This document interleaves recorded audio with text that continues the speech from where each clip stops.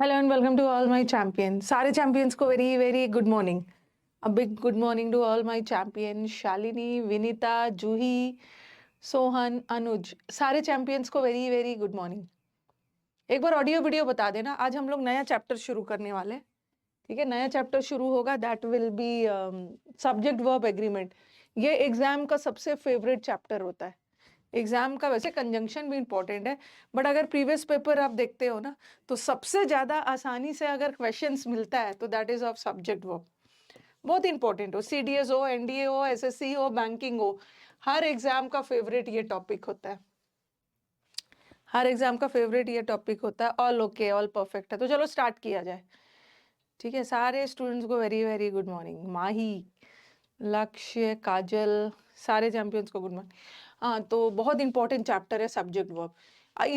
इसका इंपॉर्टेंस इसी से पता चल जाता है ना कि प्रीवियस पेपर का सीरीज उठाओगे तो सबसे आसानी से सब्जेक्ट वर्ब मिलता है और भर भर के क्वेश्चंस मिलते हैं. ये इंपॉर्टेंट इसलिए है ना क्योंकि पेपर सेटर के पास इस अकेला टॉपिक से वो नाउन का भी एरर पूछ सकते हैं, प्रोनाउन का भी पूछ सकते हैं और वर्ब का भी पूछ सकते हैं.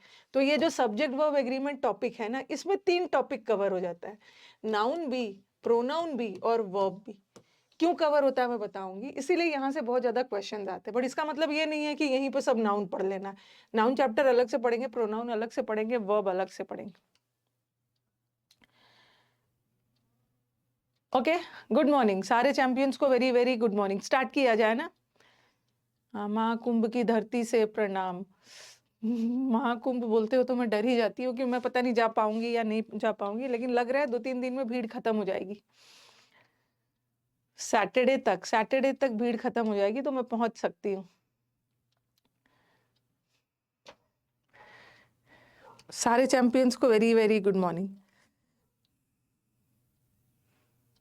ये अभी नहीं पूछना है Nisha. She picked up the books lie on the table. Lie नहीं होगा, लाइंग होगा. Lying on the table. अब लाइंग क्यों होगा ना, ये मैं अभी नहीं पढ़ाऊंगी. जब मैं वर्ब चैप्टर पढ़ाऊंगी वहां पे तो वही क्वेश्चन पूछो ना जो कंजंक्शन से रिलेटेड है. जो पढ़ा दिया है उसी से पूछिए, जो अभी नहीं पढ़ाया है उसमें आपको दिक्कत होगी.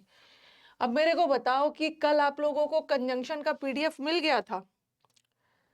बताना एक बार मुझे. Good morning. कल कंजंक्शन वाला पीडीएफ मिला है? कल कंजंक्शन का 2 पीडीएफ डाला गया था. ठीक है, कंजंक्शन का आपका 2 पीडीएफ्स था, 1 और एक 2 पीडीएफ था. उसमें साथ साथ वीडियो वाला सोल्यूशन भी है. तो मुझे बताओ कि ये सबको मिल गया है और सबने बनाया या नहीं बनाया? नहीं कैसे मिला है? नहीं कैसे मिला है? सबको मिल गया है, मिल गया है. मैक्सिमम बच्चे बोल रहे हैं कि मैम मिल गया है. जिसको नहीं मिला है तो जाके चेक करो. ऐसा थोड़ी है कि मैं यहाँ से पार्सल करूंगी. डिलीवरी बॉय आएगा, कोई घंटी बजेगी और आप खोलोगे तो आपको कंजंक्शन का पीडीएफ मिलेगा. पीडीएफ मैंने पीडीएफ सेक्शन में डाल दिया है. ठीक है, पीडीएफ सेक्शन में डाल दिया है. पीडीएफ वहां जाके चेक करिए. वहां अभी आपके पास इस बैच के पीडीएफ में आपके पास पार्ट्स ऑफ स्पीच का पीडीएफ गया है वीडियो सोल्यूशन के साथ, और दूसरा कंजंक्शन का 2 पीडीएफ डाला है वीडियो सोल्यूशन के बाद. हाँ, नहीं बनाया है, टाइम नहीं मिला है तो हाँ. बिटवीन कंजंक्शन नहीं है पीयूष. बिटवीन के साथ एंड कंजंक्शन यूज होता है. बिटवीन तो प्रेपोजिशन है. ठीक है, बिटवीन प्रेपोजिशन है, उसके साथ एंड कंजंक्शन यूज होता है. Between you and me. ठीक है, ये जो बिटवीन है ना, ये प्रेपोजिशन है और बिटवीन प्रेपोजिशन के साथ एंड कंजंक्शन का यूज होता है. ठीक है, एंड और बिटवीन प्रेपोजिशन है, प्रेपोजिशन के बाद ऑब्जेक्टिव केस और मी भी ऑब्जेक्टिव. एंड से जुड़ा है ना, एंड से जुड़ा.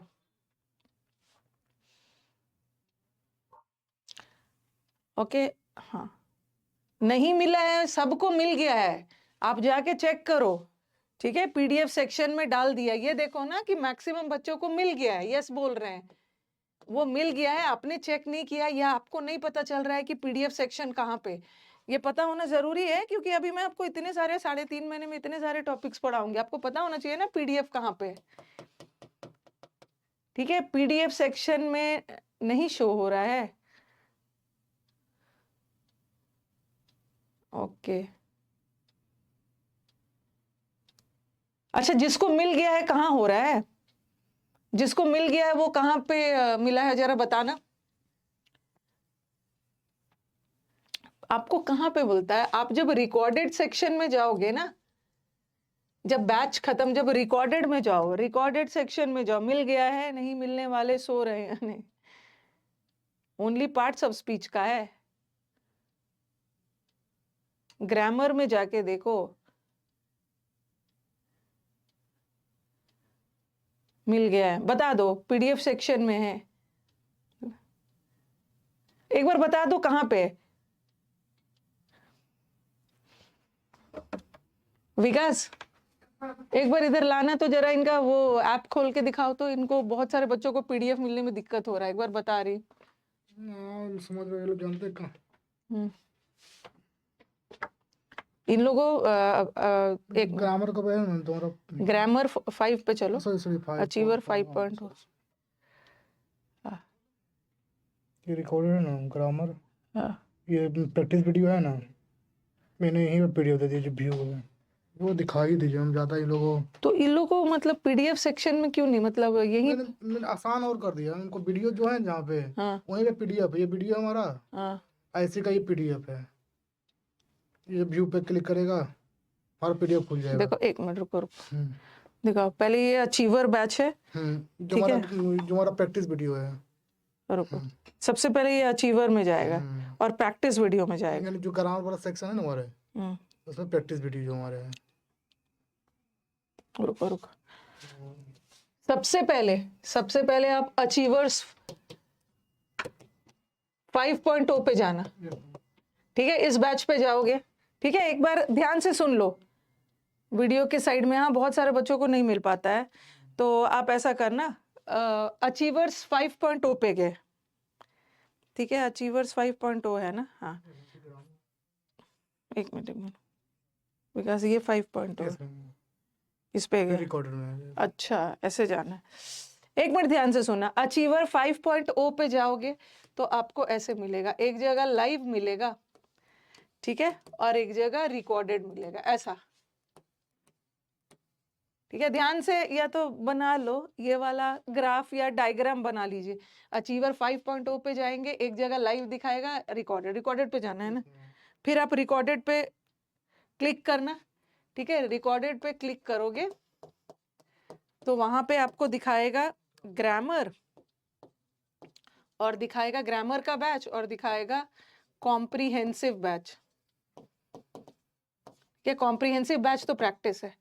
आप ग्रामर के बैच पे क्लिक करना, ग्रामर के बैच पे क्लिक करना, ग्रामर के बैच पे क्लिक करोगे तो ऊपर दिखाएगा आपको लाइव क्लास, ठीक है, फिर दिखाएगा प्रैक्टिस वीडियो, और तीसरा दिखाएगा पीडीएफ्स।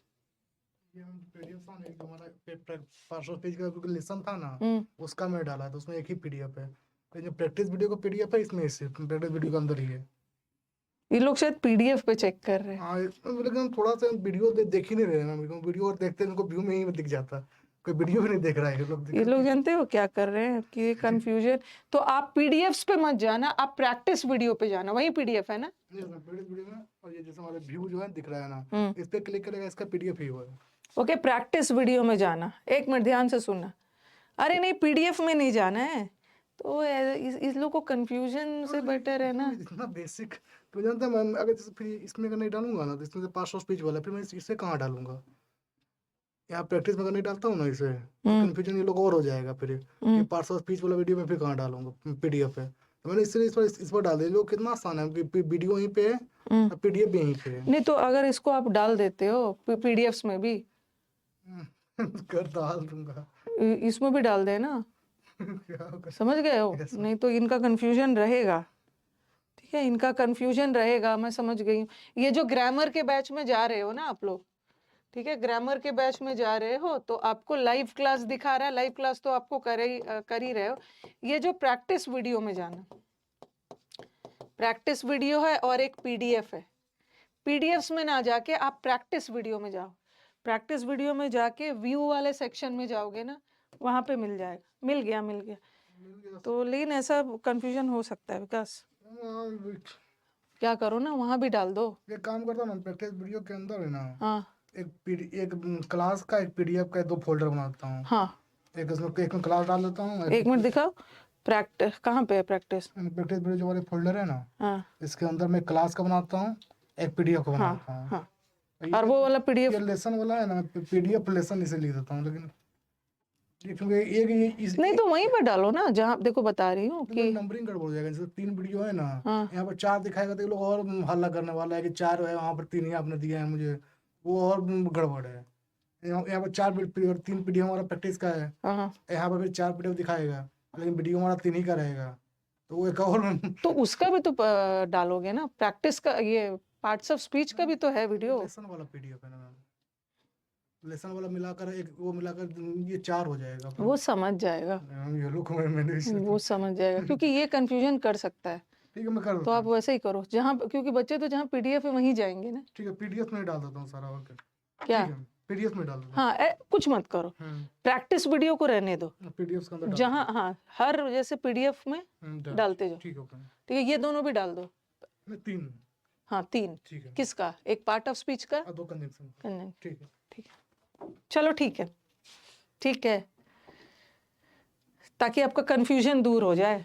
ठीक है, आपका कंफ्यूजन दूर हो जाएगा, मैं समझ गई। आपके प्रैक्टिस वीडियो में सारे पीडीएफ्स है, यहाँ भी रहेगा और यहाँ भी डलवा दे रही। ओके, यहाँ भी डलवा दे रही हूँ। ओके, तो देख लेना, मिल जाएगा, कोई दिक्कत नहीं है, दोनों जगह डलवा दे रही। ठीक है, प्रैक्टिस पीडीएफ और पीडीएफ में, व्यू में जाएंगे तो पीडीएफ मिल जाएगा। ओके, चलो नया टॉपिक स्टार्ट करते हैं। Subject verb agreement. बच्चों को दिक्कत नहीं होनी चाहिए ना, उनको तो बहाना चाहिए कि मेरे को पीडीएफ नहीं मिला। अच्छा, जिसको मिल गया है उसने बनाया, जिसको मिल गया उसको कंजंक्शन बनाइए। ठीक है, कंजंक्शन बनाइए, और जो भी डाउट हो, वैसे तो प्रैक्टिस वीडियो सोल्यूशन देखोगे तो डाउट क्लियर हो जाएगा, लेकिन अगर फिर भी कोई डाउट रह जाता है तो क्लास में आके पूछ लीजिएगा। आज हम नया चैप्टर शुरू करेंगे, that is subject verb agreement.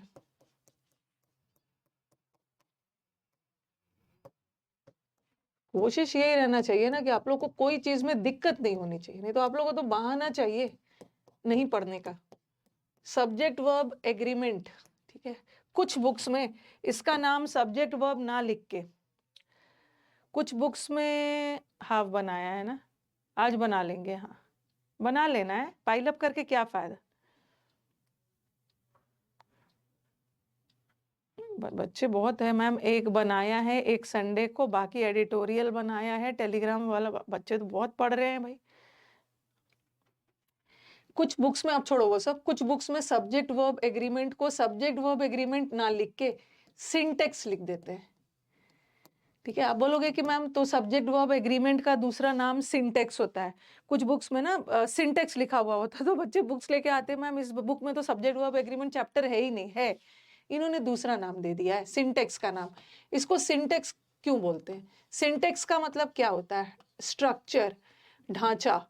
किसी भी वाक्य का स्ट्रक्चर क्या होता है? जैसे बिल्डिंग का स्ट्रक्चर होता है ना, उसी तरह कोई भी वाक्य का एक ग्रामेटिकल स्ट्रक्चर होता है। ग्रामेटिकल स्ट्रक्चर मतलब कोई भी वाक्य को मीनिंगफुल सेंस देने के लिए, एक वाक्य को मीनिंगफुल सेंस देने के लिए उसमें सब्जेक्ट और वर्ब का होना बहुत जरूरी है। अगर ऑब्जेक्ट ना भी हो तो फिर भी काम चल जाएगा, मीनिंगफुल सेंस आएगा, लेकिन सब्जेक्ट और वर्ब होना बहुत जरूरी है। सदियों पहले सब्जेक्ट ने वर्ब से एग्रीमेंट किया था। ओके, सदियों पहले सब्जेक्ट ने वर्ब से एग्रीमेंट किया था। ओके, एग्रीमेंट, दोनों उनके बीच में एक एग्रीमेंट हुआ था। क्या हुआ था? कि हम दोनों साथ साथ रहेंगे, जहां सब्जेक्ट रहेगा वहां वर्ब रहेगा, जहां वर्ब रहेगा सब्जेक्ट रहेगा। ओके, अब आप बोलोगे कि मैम सब्जेक्ट क्या होता है? सब्जेक्ट को हिंदी में कर्ता बोलते हैं, और वर्ब इज द क्रिया। ठीक है, कर्ता और क्रिया के बीच में एग्रीमेंट हुआ था कि हम वाक्य को मीनिंगफुल सेंस देने के लिए हम दोनों साथ साथ रहेंगे। और किसी भी वर्ड को, फर्स्ट डे ही मैंने आपको बताया था, किसी भी वर्ड को सब्जेक्ट होने के लिए क्या होना है? नाउन या प्रोनाउन।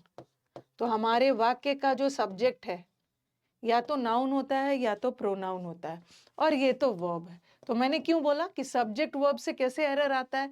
सब्जेक्ट वर्ब को मैंने पार्ट ऑफ स्पीच में इंक्लूड नहीं किया था।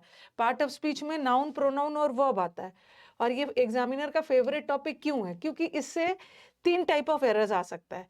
इससे आप इस चैप्टर में नाउन का एरर भी कवर हो जाता है, प्रोनाउन का भी हो जाता है, वर्ब का भी हो जाता है। क्यों?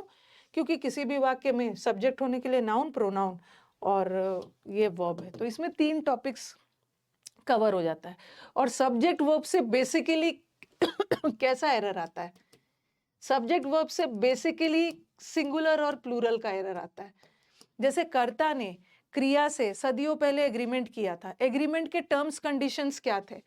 ठीक है, एग्रीमेंट के टर्म्स कंडीशंस थे कि कर्ता ने क्रिया से बोला कि अगर मैं सिंगुलर, अगर हमारे वाक्य का जो सब्जेक्ट है वो सिंगुलर है, ठीक है, तो वहां पे वर्ब भी सिंगुलर होगा। अगर कर्ता एक वचन है तो क्रिया भी एक वचन।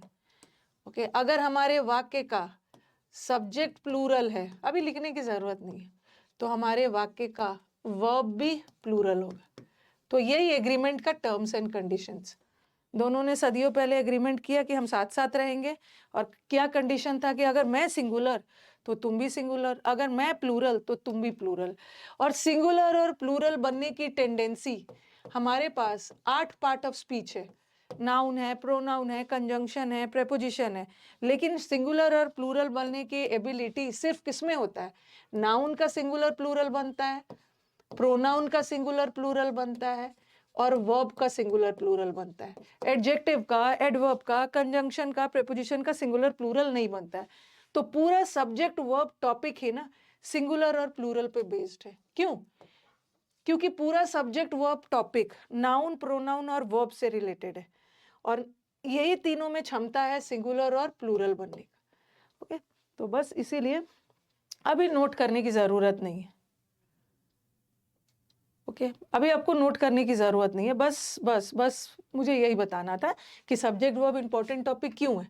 क्योंकि सब्जेक्ट वर्ब में नाउन, प्रोनाउन और वर्ब सब कवर हो जाता है। क्यों? क्योंकि किसी भी वाक्य को सब्जेक्ट होने के लिए नाउन या प्रोनाउन होना। सदियों पहले नाउन और प्रोनाउन ने वर्ब से एग्रीमेंट किया था। क्या? कि अगर हमारे सेंटेंस का नाउन सिंगुलर है सब्जेक्ट के रूप में तो वर्ब भी सिंगुलर होगा। अगर हमारे सेंटेंस का प्रोनाउन सिंगुलर है तो वर्ब भी सिंगुलर होगा। और सिंगुलर प्लूरल बनने की टेंडेंसी सिर्फ 3 ही चीज की होती है, नाउन का, प्रोनाउन का और वर्ब का। जैसे नाउन अभी लिखना नहीं, ठीक है, नाउन का सिंगुलर प्लूरल बनाते हैं ना, जैसे बॉय का बॉयज बना दिया, टेबल का प्लूरल टेबल्स बना दिया। कभी कभी हम बगैर एस का भी प्लूरल बना लेते हैं। जैसे चाइल्ड है, चाइल्ड का मतलब एक बच्चा, तो हम चाइल्ड्स नहीं लिखते हैं, चाइल्ड का प्लूरल चिल्ड्रन होता है। जैसे टूथ, टूथ का मतलब है एक दांत और तीत का मतलब है पूरा। ठीक है, तो हम एस लगा के भी प्लूरल बनाते हैं, बगैर एस का भी प्लूरल बन जाता है। ठीक है, जैसे ऑक्स वर्ड है, बैल, ऑक्स का ऑक्सन हो जाता है। तो कुछ का प्लूरल हम बगैर एस का भी बना लेते हैं। उसी तरह नाउन का प्लूरल बना, अभी लिखना नहीं, हम प्रोनाउन का भी प्लूरल बनाते हैं। जैसे ही और शी का प्लूरल क्या हो जाएगा? दे। आई का प्लूरल क्या हो जाएगा? वी। ठीक है, और यू तो सिंगुलर प्लूरल दोनों होता है। ये जो यू है ना, यू स्टडी, ये सिंगुलर है, और यू ऑल स्टडी, आप सभी लोग पढ़िए, प्लूरल। तो यू सिंगुलर प्लूरल दोनों होता है। जैसे इट, इट का प्लूरल भी गलती से भी इट का प्लूरल इट्स नहीं होता है, इट प्रोनाउन है, इट का प्लूरल भी दे होता है। इट्स तो इट का पोजेसिव केस है। जैसे ही का पोजेसिव, ही का, ही मतलब वह और ये उसका, दे मतलब वे और देयर मतलब उनका। उसी तरह इट मतलब यह और इट्स इज इसका, तो इट्स भी सिंगुलर होता है, इसका प्लूरल करने के लिए दे लगा। तो प्रोनाउन का भी सिंगुलर प्लूरल होता है। अब हम वर्ब का भी देखेंगे। ओके, वो पीडीएफ को सॉल्व करना है कि बुक में लिखना है? मतलब बुक में क्या लिखोगे, वो पीडीएफ को सॉल्व करना है। ठीक है, और उसका उसका ना हार्ड कॉपी नहीं निकलवाना है, प्रिंट आउट वगैरह मत निकलवाइए। वो पीडीएफ को आप बस सॉल्व कर लीजिए। ओके, ऑनलाइन ही उसको अपने सिस्टम पे, अपने फोन पे ही सॉल्व करके खत्म करिए, पीडीएफ वगैरह मत निकलवाइए। तो चलो सब्जेक्ट वर्ब एग्रीमेंट स्टार्ट करते हैं। सब्जेक्ट वर्ब एग्रीमेंट का दूसरा नाम क्या है? सिंटेक्स। किसी भी वाक्य को मीनिंगफुल सेंस देने के लिए ना उसमें सब्जेक्ट और वर्ब का आना बहुत जरूरी है। अब बोलोगे कि ma'am go there, go there भी तो एक सेंटेंस ही है, लेकिन इसमें सब्जेक्ट नहीं है, इसमें तो वर्ब है। तो ये मीनिंग फिर भी इसमें मीनिंगफुल सेंस दे रहा है, बिकॉज इसका सब्जेक्ट है छुपा हुआ है। ये मैंने आपको फर्स्ट क्लास पढ़ाया था। वैसे तो हमारा सेंटेंस में सब्जेक्ट आता है फिर वर्ब आता है, लेकिन कभी कभी हमारे वाक्य में वर्ब से शुरू हो जाता है। ऐसे सेंटेंस मैंने बताया था ना, इम्पेरेटिव सेंटेंस। इम्पेरेटिव सेंटेंस मतलब ऑर्डर देने वाला, रिक्वेस्ट करने वाला सेंटेंस इम्पेरेटिव होता है। तो आप बोलोगे मैम इसमें तो सब्जेक्ट है ही नहीं, इसका सब्जेक्ट छुपा हुआ है। अंडरस्टूड है ना, चलो जाओ, ओके चलो बैठ जाओ, तो अंडरस्टूड है कि मैं सामने वाला जो व्यक्ति है उसको बोल रही हूँ। तो यहाँ पे यू सब्जेक्ट है जो कि छुपा हुआ है, लेकिन ये भी मीनिंगफुल सेंस दे ही रहा है। ओके, हाँ, यस, सब्जेक्ट वर्ब का सबसे बेसिक रूल क्या है? ठीक है, सब्जेक्ट वर्ब एग्रीमेंट का बस ये सारा एक ही रूल पे टिका हुआ है, बेसिक रूल। सब्जेक्ट वर्ब का बेसिक रूल क्या बताता है? देखो नीचे लिखा है, बेसिक रूल बताता है कि अगर हमारे वाक्य का सब्जेक्ट सिंगुलर हो, एक वचन हो, तो verb should also be singular. अगर हमारे वाक्य का सब्जेक्ट प्लूरल हो तो वर्ब भी प्लूरल। लिख लो इसको। अगर हमारे वाक्य का सब्जेक्ट मतलब सब्जेक्ट होने के लिए नाउन या प्रोनाउन, तो हमारे वाक्य का जो नाउन प्रोनाउन सिंगुलर है तो वर्ब भी सिंगुलर होगा। अगर हमारे वाक्य का जो नाउन प्रोनाउन यूज हुआ है सब्जेक्ट के रूप में वो प्लूरल है तो वर्ब भी प्लूरल होगा। इसको फटाक से कॉपी करिए, कॉपी करिए।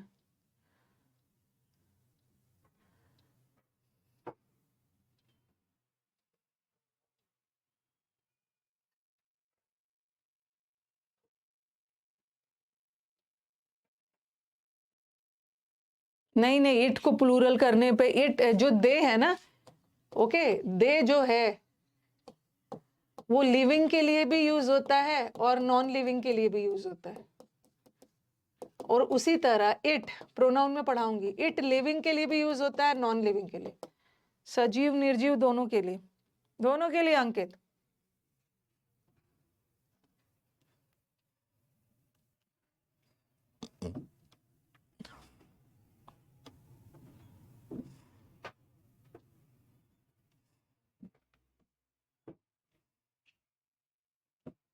लिख लिया सबने? ये दिमाग से हटा देना है कि दे हमेशा लोगों के लिए यूज होता है, दे चीजों के लिए भी यूज कर सकते हैं।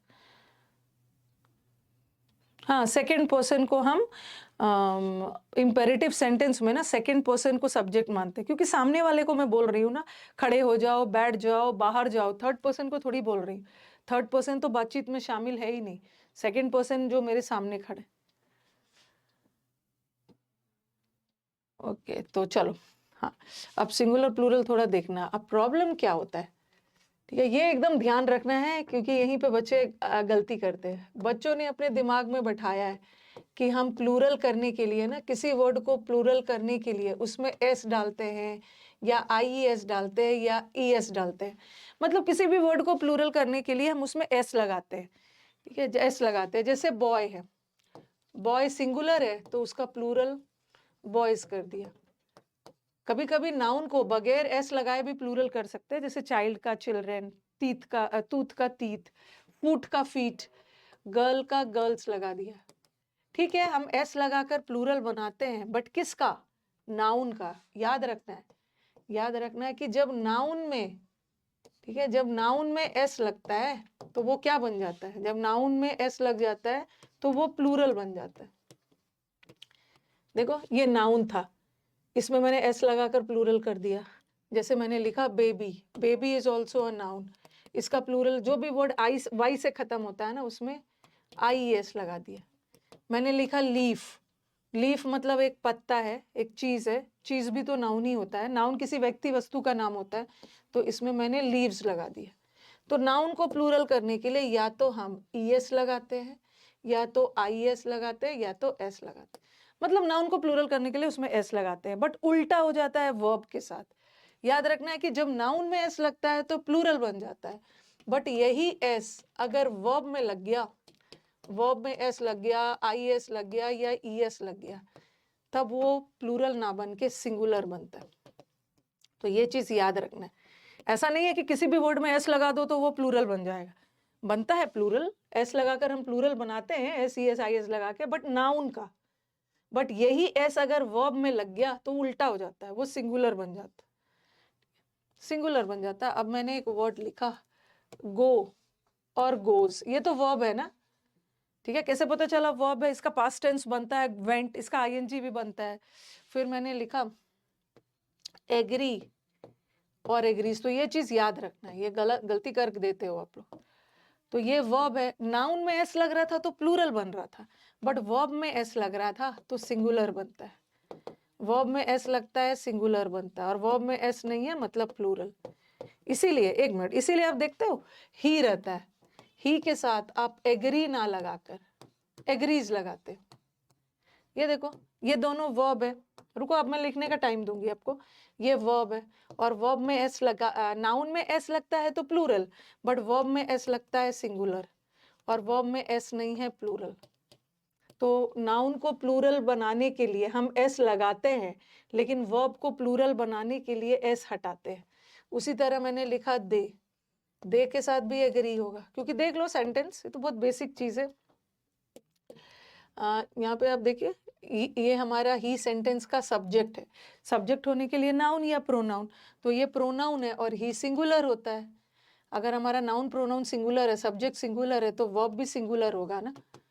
नाउन में एस लगता है तो प्लूरल, बट वर्ब में एस लगता है सिंगुलर, और दे तो प्लूरल है, तो इसके साथ एग्री लगा। बस ये थोड़ा सा लिख लीजिए इसको।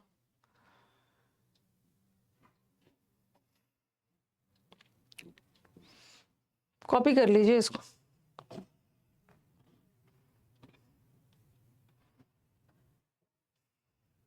नाउन में एस प्लूरल, वर्ब में एस सिंगुलर।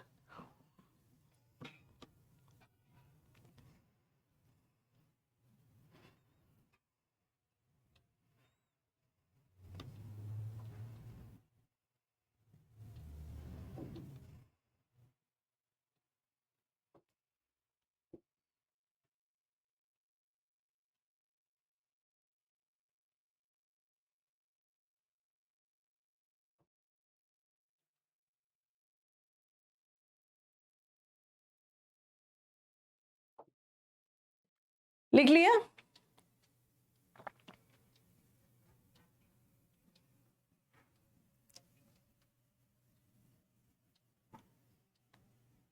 ओके, लिख लिया।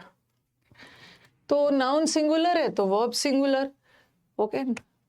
अगर प्रोनाउन भी सिंगुलर है, जैसे जैसे यू, ही तो बता दिया, ही शी, ये सब ही प्रोनाउन है, शी भी प्रोनाउन है, आई भी सब प्रोनाउन है, तो ये सब सिंगुलर है, ठीक है। उसी का दे, वी, इट भी सिंगुलर होता है, दे, वी, ये सब प्लूरल है, प्लूरल प्रोनाउन है। और यू सिंगुलर प्लूरल दोनों होता है, यू सिंगुलर भी होता है प्लूरल भी होता है। और थोड़ा सा यू में याद रखना है, नीचे लिख लो, नीचे लिख लेना है। थोड़ा सा एक्सेप्शन होता है, आई वाला ना थोड़ा एक्सेप्शन है। इधर आई को अभी छोड़ दो, आई और यू में थोड़ा सा एक्सेप्शन है। आई और यू तो सिंगुलर प्लूरल दोनों होता है, बट आई बता रही हूँ सिंगुलर होते हुए भी वर्ब प्लूरल लेता है। आई के साथ गो लगाओगे या आई गोज, क्या लगाओगे? और यू सिंगुलर भी हो या प्लूरल भी हो, यू गो लगाओगे या यू गोज, क्या लगेगा? इसको मैं बताऊंगी अभी ना। आई वाला जैसे जैसे हमारा बैच बढ़ेगा ना, जैसे जैसे इफ आई वर, आगे मैं आपको पढ़ाऊंगी। मैम आई के साथ तो वॉज भी लगता है, ठीक है। आई तो सिंगुलर है, उसके साथ वॉज भी लगता है, लेकिन यहाँ तो आई के साथ आपने प्लूरल लगाया, ठीक है। आई के साथ जैसे जैसे हमारा बैच आगे बढ़ेगा ना, टेंस वगैरह पढ़ाऊंगी तो उसमें भी डिटेल में पढ़ाऊंगी। आई के साथ गोज नहीं लगाते, आई सिंगुलर होते हुए भी वर्ब प्लूरल लेता है, और यू तो सिंगुलर प्लूरल दोनों होता है, चाहे वो सिंगुलर हो या प्लूरल हो, वर्ब तो प्लूरल है। कभी भी यू गोज नहीं बोलेंगे, यू गो, आई गो।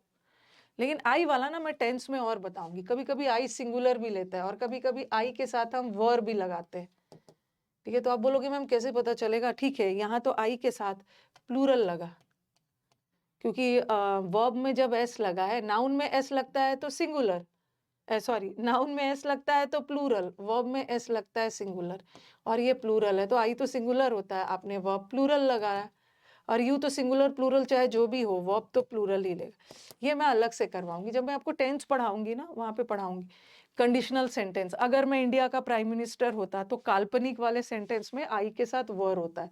अभी इसको छोड़ दो, टेंस में पढ़ाऊंगी।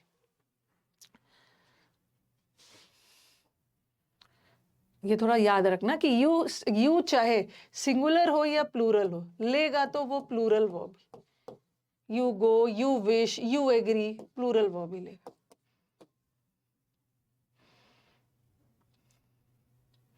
बट आई के साथ थोड़ा सिंगुलर प्लूरल दोनों यूज हो जाता है वर्ब। कुछ एग्जाम्पल्स करते हैं, चलो। द बॉय विश या wishes to attend the seminar.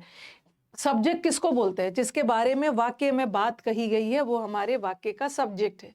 किसके बारे में बात कही गई है? बॉय के बारे में। बॉय सब्जेक्ट है। किसी भी वर्ड को सब्जेक्ट होने के लिए क्या होना है? नाउन या प्रोनाउन। तो ये नाउन है, और ये कैसा वाला नाउन है? ये सिंगुलर नाउन है। और रूल क्या बताता है कि अगर हमारा नाउन सिंगुलर है तो वर्ब भी सिंगुलर होगा ना। तो नाउन में एस लगता है तो प्लूरल, लेकिन वर्ब में एस लगता है सिंगुलर। वर्ब में एस नहीं है, प्लूरल। उसी तरह वर्ब में एस लग गया, नाउन में एस सिंगुलर, वर्ब में नाउन में एस प्लूरल, वर्ब में एस सिंगुलर, और ये प्लूरल हो गया। अब देखो रूल क्या बताते हैं, हमारे सेंटेंस का जो सब्जेक्ट है वो सिंगुलर है तो वर्ब भी सिंगुलर। यहाँ पे स्टूडेंट्स, हमारे सेंटेंस का सब्जेक्ट प्लूरल है तो वर्ब भी प्लूरल। इस एग्जाम्पल को कॉपी करिए, अभी तो इजी इजी एग्जाम्पल है। धीरे धीरे हम लोग अपने एग्जाम्पल्स का लेवल बढ़ाएंगे जहाँ पे कंफ्यूजन होगा। The students of the class. अब आप बोलोगे कि मैम आपने सब्जेक्ट स्टूडेंट्स को क्यों माना? आपने सब्जेक्ट स्टूडेंट्स को क्यों माना, क्लास को क्यों नहीं माना? क्योंकि बीच में आ गया है क्या? प्रेपोजिशन। ऑफ प्रेपोजिशन आ गया, और प्रेपोजिशन के बाद सब्जेक्ट नहीं आता है, प्रेपोजिशन के बाद ऑब्जेक्ट आता है। और हमारा वर्ब, जो वर्ब है, वर्ब ने अपना एग्रीमेंट ऑब्जेक्ट से नहीं किया है, वर्ब ने अपना एग्रीमेंट सब्जेक्ट से किया है। हमारा सब्जेक्ट प्लूरल है तो हमें तो प्लूरल वर्ब लगाना है ना। बट ऑब्जेक्ट तो सिंगुलर, ऑब्जेक्ट सिंगुलर हो या प्लूरल हो हमें उससे मतलब नहीं है, मतलब नहीं है। ऑफ के बाद ऑब्जेक्ट लिखिए इसको।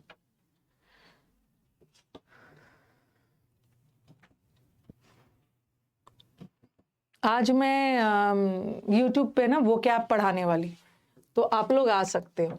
वो कैप पढ़ने के लिए ना पहले से कोई तैयारी नहीं चाहिए, आप आ सकते हो। निमोनिक बना बना के पेपर क्वेश्चंस को सॉल्व करवाऊंगी, आ सकते हो, कोई दिक्कत नहीं।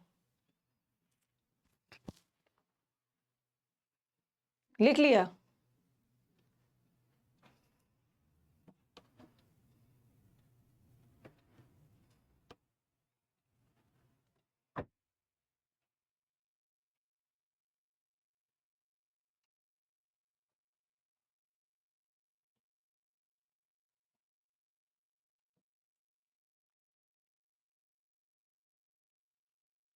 मोहित नहीं, Anisha, I am a new student. Even if you are a new student ना, you will be able to understand.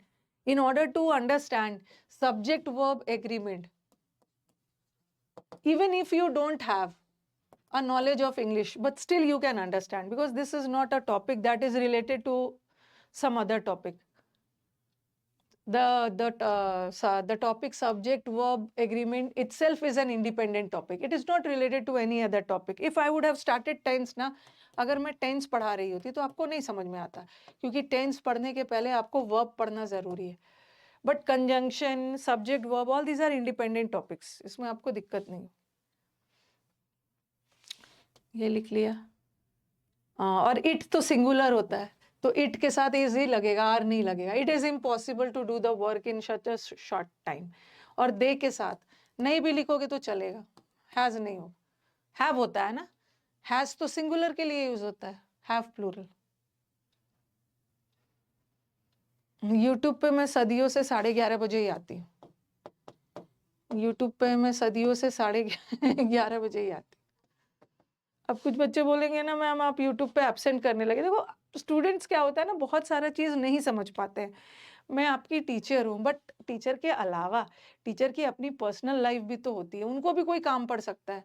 अब मैं क्या करूँगी, अगर मैं कुंभ मेला चली गई, महाकुंभ अटेंड करने चली गई, तो सैटरडे जाऊंगी, सैटरडे शाम में पहुंचूंगी, संडे को स्नान होगा, मंडे को लौटूंगी, तो मंडे को यूट्यूब क्लास नहीं होगा। अब बच्चे ना हल्ला करेंगे कि मैम आप तो पेड वाले बैचेस को ले रहे हो, पेड वाला बैच भी मंडे को अगर मैं चली जाती हूँ तो हो सकता है कि मैं ना भी जा पाऊँ,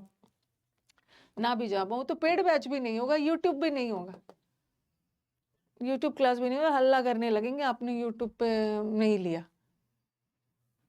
और वो तो देखना है ना कि मैं मुझे मंडे आते आते वो तो जो हालत चल रही है, ठीक है, हालत चल रही है, पता नहीं कि मैं सुबह निकलती हूँ सैटरडे, तो सैटरडे कब पहुँचती हूँ। अगर जाम वाम नहीं मिला तो शाम तक पहुँच ही जाऊंगी, लेकिन अब जाम वाम मिला, अगर रात में पहुँचूँ, मंडे को मैं वापसी में भी टाइम से नहीं पहुँच पाऊँ, और क्या हालत होती है वहाँ से आने के बाद, तो हो सकता है ट्यूसडे का क्लास भी ऑफ रखना पड़े, बट मैं कोशिश करूँगी कि ऑफ ना हो।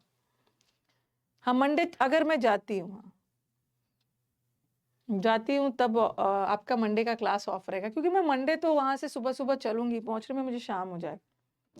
एयरलाइन के थ्रू, एयरलाइन अरे होता है ना, वो सब टिकट्स पहले से ही करवाना होता है, ठीक है, टिकट्स एयरलाइन वाला वैसा कुछ पहले से था नहीं।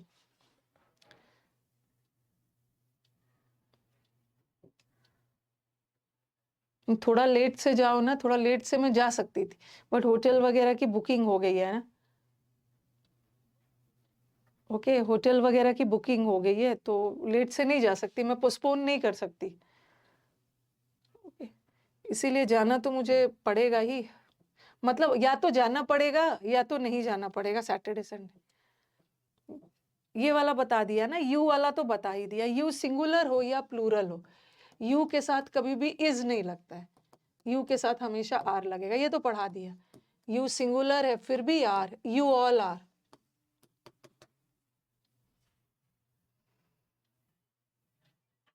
उतना भी भीड़ नहीं है, नहीं भीड़ की बात नहीं, बस उस शहर में एंटर कर जाना है, शहर में एंटर कर जाऊंगी ना तब तो नहा ही लेंगे सब लोग।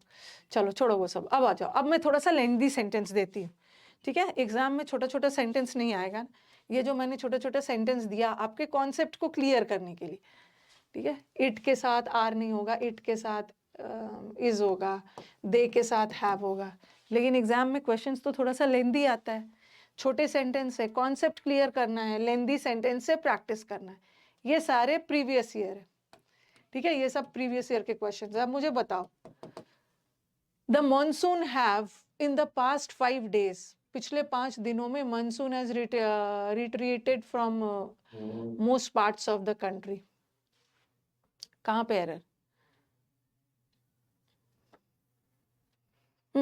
यहाँ हमारे पास वर्ब है, और एक चीज याद रखना, हाँ एक चीज और बताना है कि ये जो सिंगुलर प्लूरल होता है ना, ये प्रेजेंट टेंस में होता है, जैसे प्रेजेंट टेंस में ही के साथ आप हैज लगाते हो, ही सिंगुलर है तो हैज लगाया, और दे प्लूरल है तो दे प्लूरल है तो आपने हैव लगाया, लेकिन पास्ट टेंस में सिंगुलर प्लूरल नहीं होता है, पास्ट टेंस में सिंगुलर के साथ भी वही हैड, क्योंकि हैज और हैव का पास्ट हैड होता है ना, और प्लूरल के साथ भी वही हैड, ठीक है, पास्ट टेंस में सिंगुलर प्लूरल नहीं होता है।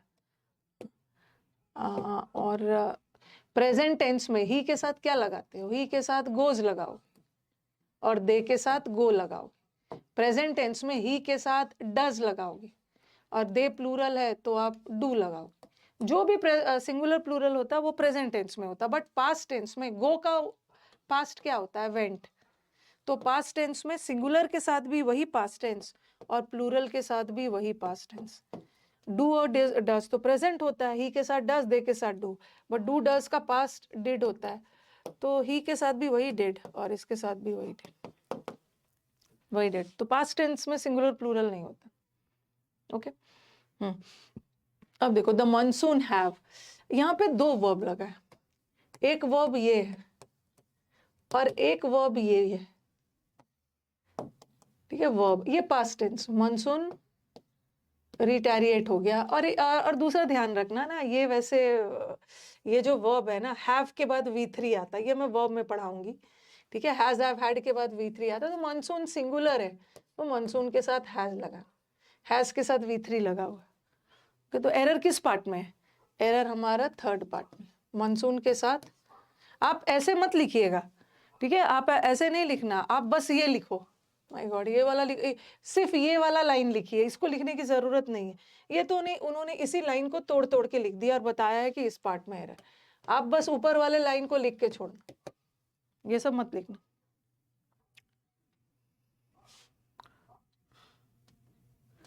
Next, note down my phone number. मेरा फोन नंबर नोट डाउन कर लो, अगर जरूरत पड़ेगी तो मेरे को कॉल करना। कहाँ पे एरर है?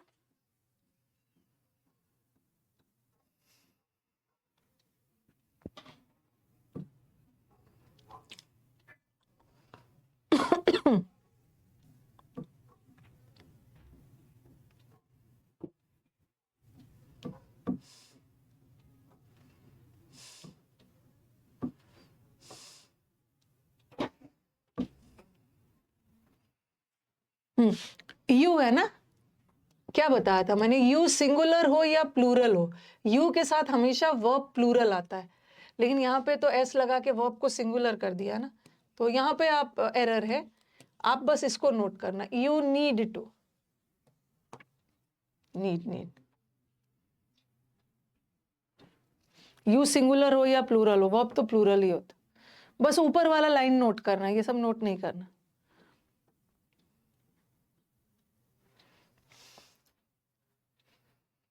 ठीक है, लिख लिया, सारे PYQs ही है, प्रीवियस ईयर ही।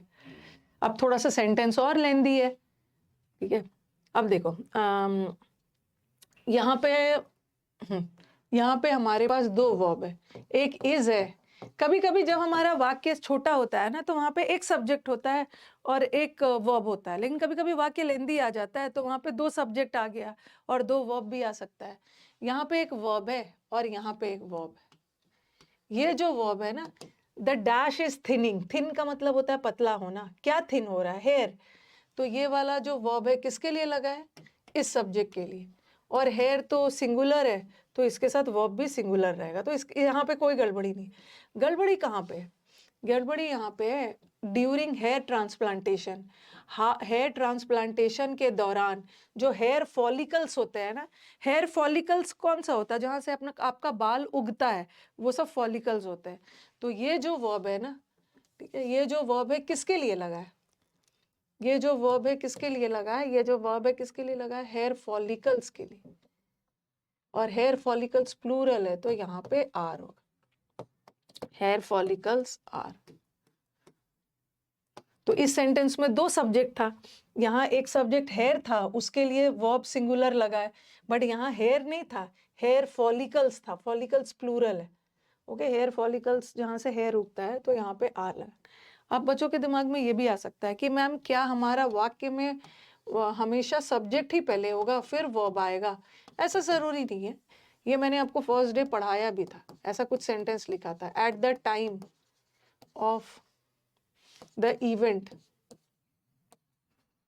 कभी कभी ऑब्जेक्ट से भी शुरू हो जाता है, at the time of the event he was present, event के दौरान वो प्रेजेंट था, ठीक है, इवेंट के दौरान वो प्रेजेंट था। तो आप बोलोगे कि मैम ये जो वर्ब लगा है ये टाइम के लिए नहीं लगा है, क्यों? क्योंकि देखो यहाँ पे ये एट क्या है? प्रेपोजिशन, और प्रेपोजिशन के बाद ये जो सारा है ना, ये ऑब्जेक्ट है, और हमारा जो वर्ब लगा है वो ऑब्जेक्ट के लिए थोड़ी लगा, ही के लिए लगा। तो कभी कभी हमारा वाक्य ऑब्जेक्ट से भी शुरू हो सकता है, बट वर्ब तो सब्जेक्ट के लिए लगता है।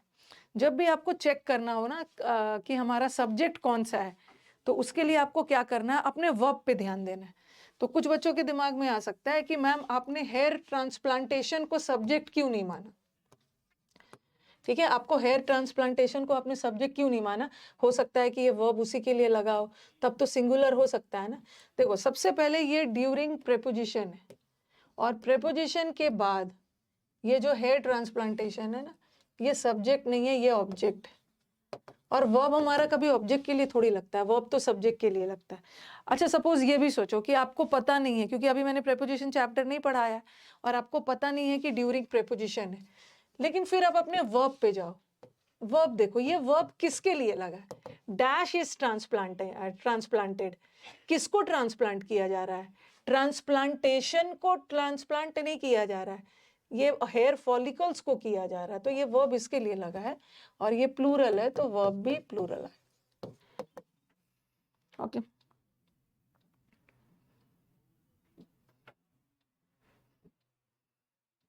ओके, आगे बढ़ते हैं। दो तरीके से देख सकते हो। ड्यूरिंग प्रेपोजिशन है, प्रेपोजिशन के बाद हेयर ट्रांसप्लांटेशन ऑब्जेक्ट है, और वर्ब लगाते समय हमें ऑब्जेक्ट थोड़ी देखना है, हमें तो सब्जेक्ट देखना है। वो भी नहीं समझ आ रहा है तो थोड़ा सेंटेंस को पढ़ो। डैश इज ट्रांसप्लांटेड, क्या चीज को ट्रांसप्लांट किया जाता है? एक पार्ट से दूसरे पार्ट पे, इस फॉलिकल्स को, ये तो आर हो जाएगा।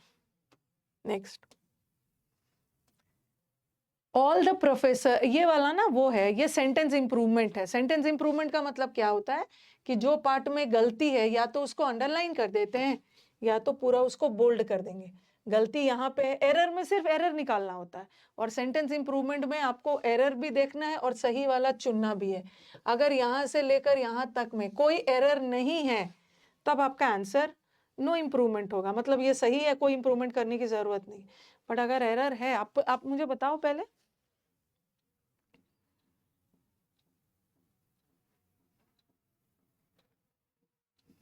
फॉलिकल्स में एस लगा हुआ है, प्लूरल है। हेयर प्लूरल नहीं, हेयर फॉलिकल्स की बात हो रही है, हेयर की बात थोड़ी हो रही है वहां पर।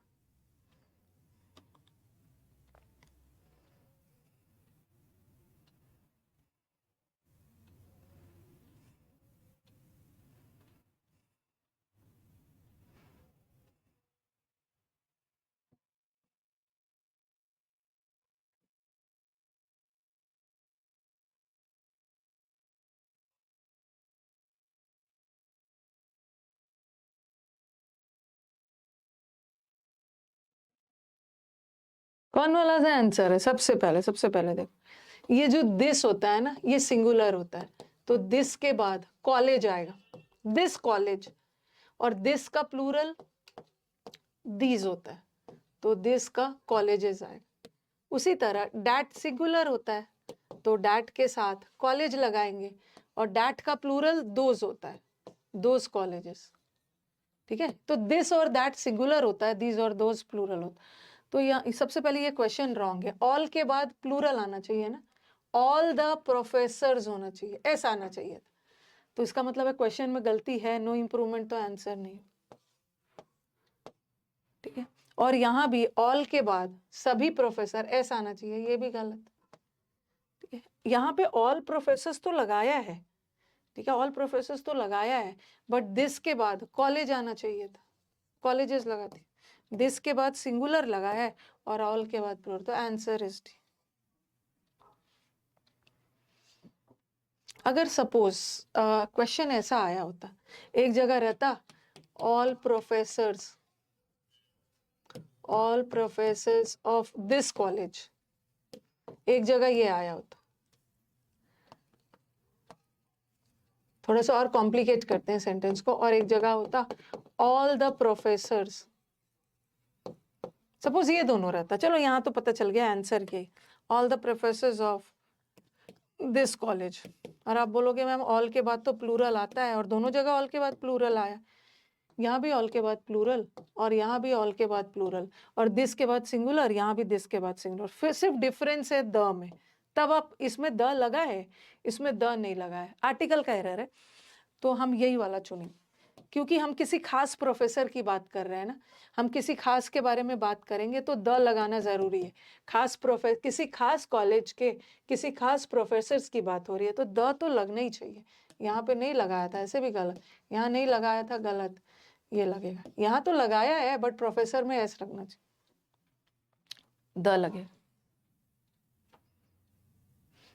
अब बताओ कि इस वाक्य का सब्जेक्ट कौन है।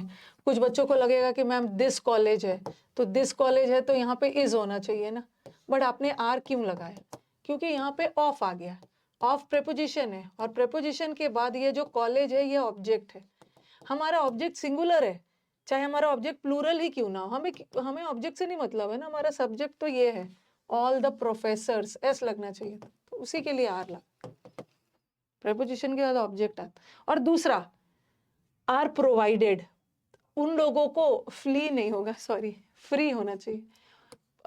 एक मिनट, और थोड़ा सेंटेंस देखो ना, कॉलेज को फ्री में बंगलोज नहीं मिला है, कॉलेज को नहीं मिला है बंगलो, प्रोवाइडेड बंगलो, घर किसको मिला है, प्रोफेसर को मिला है, तो उसी के लिए वर्ब लगा।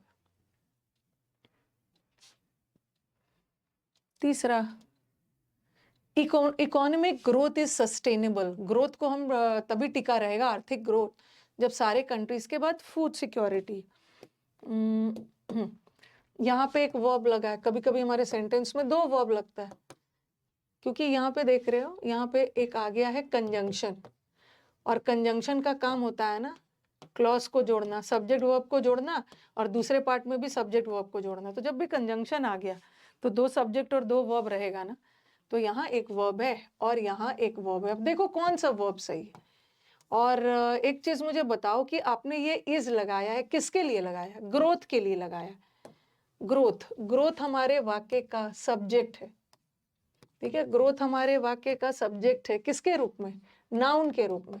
आप बोलोगे मैम आपने इकोनॉमिक को सब्जेक्ट क्यों नहीं माना, क्योंकि किसी भी वर्ड को सब्जेक्ट होने के लिए नाउन या प्रोनाउन होना है, बट इकोनॉमिक एडजेक्टिव है। इकोनॉमिक ग्रोथ मतलब कैसा ग्रोथ, आर्थिक ग्रोथ, तो इकोनॉमिक तो एडजेक्टिव है, और वर्ब लगाते समय हमें एडजेक्टिव से थोड़ी मतलब है, हमारा मेन सब्जेक्ट ग्रोथ है, सिंगुलर है, सही है।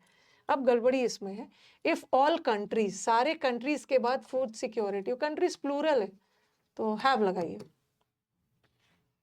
हैव, ऑल कंट्रीज के लिए हैव फूड सिक्योरिटी, पूरा मत लिखना, यहीं पे लिख लो। कंजंक्शन का जो ना, कई बच्चे पीडीएफ का गेम खेलते हैं, उनको सिर्फ मन की संतुष्टि के लिए ना सिर्फ पीडीएफ चाहिए, पीडीएफ को रखना नहीं है, जैसे जो पीडीएफ मिल रहा है ना उसको बना के खत्म करिए, नहीं तो पाइल अप हो जाएगा।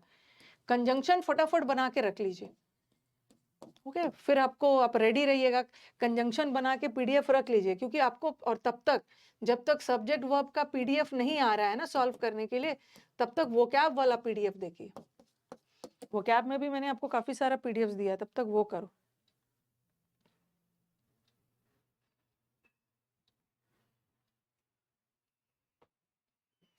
तब तक वोकैब पढ़िए, फिर जब ग्रामर का आएगा, ग्रामर का बना के खत्म करना है, फिर वोकैब पढ़ते रहना है।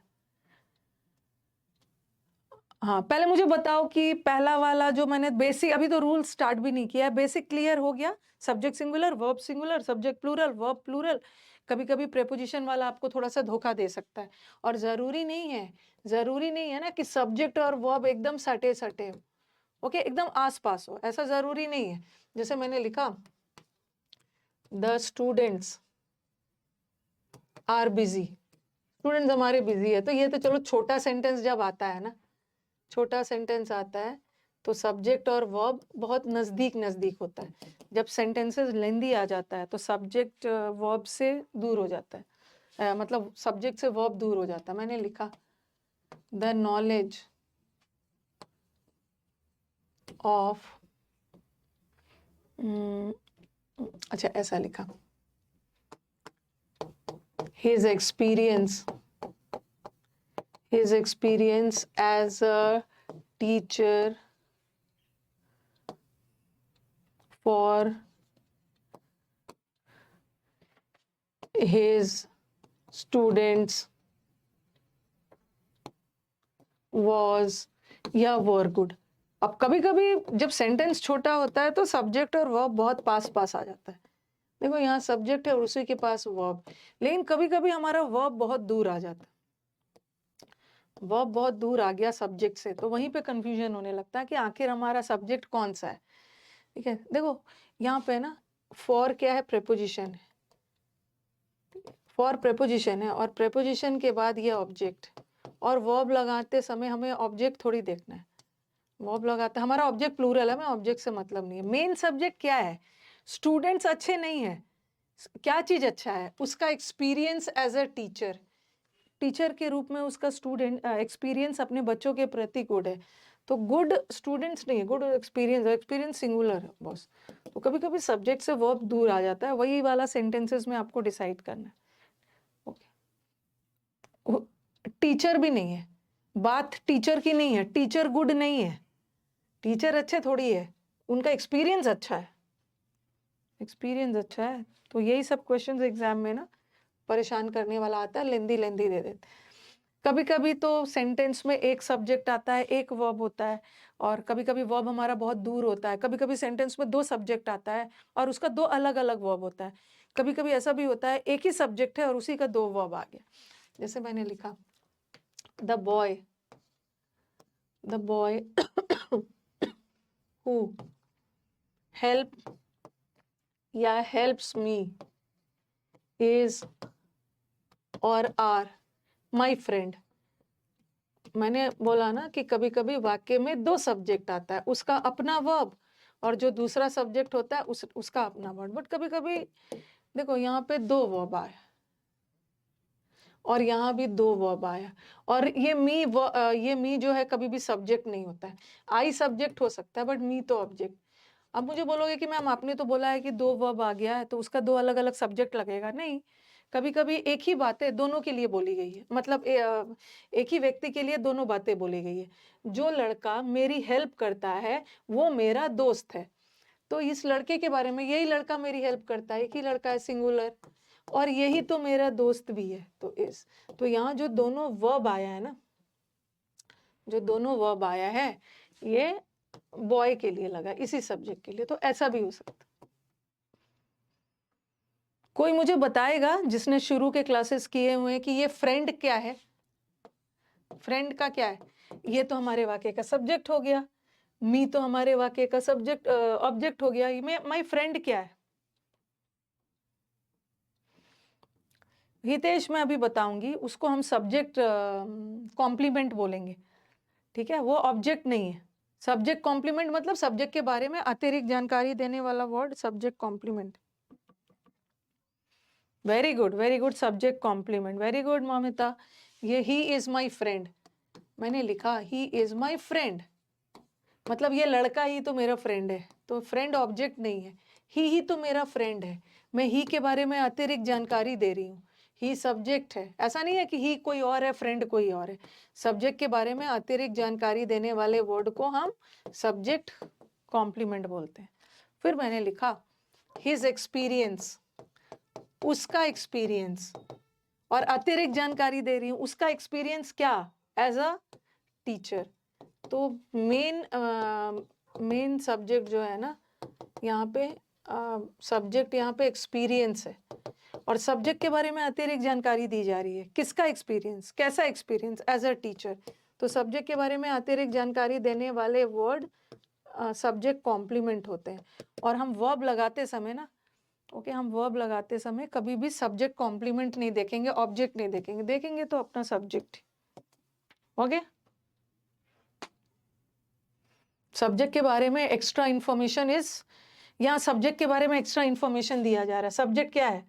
मेरा फ्रेंड है, ही तो मेरा फ्रेंड है। एक्सपीरियंस के बारे में बताया जा रहा है, किसका एक्सपीरियंस, कैसा एक्सपीरियंस, तो एज अ टीचर। बॉय में हु हेल्प नहीं होगा ना माई, बॉय क्या है, बॉय सिंगुलर है यार, बॉय सिंगुलर है तो वर्ब भी तो सिंगुलर चाहिए। नाउन में एस लगता है तो सिंगुलर होता है, वर्ब में एस लगता है, नाउन में एस लगता है तो प्लूरल होता है, बट वर्ब में एस लग गया, सिंगुलर, सिंगुलर। ओके, हेल्प नहीं होगा, हेल्प्स होगा, बॉयज होता। अरे अकेला एज, वो अलग है हितेश, एज ओके, एज जब कंजंक्शन तब होता है ना, he sings as I do, तब वहां पे एज कंजंक्शन।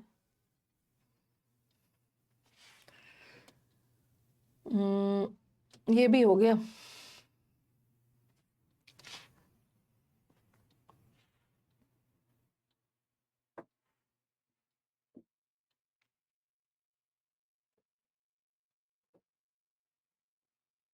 अब चलो रूल नंबर 1, यहां से भर भर के एरर्स आए।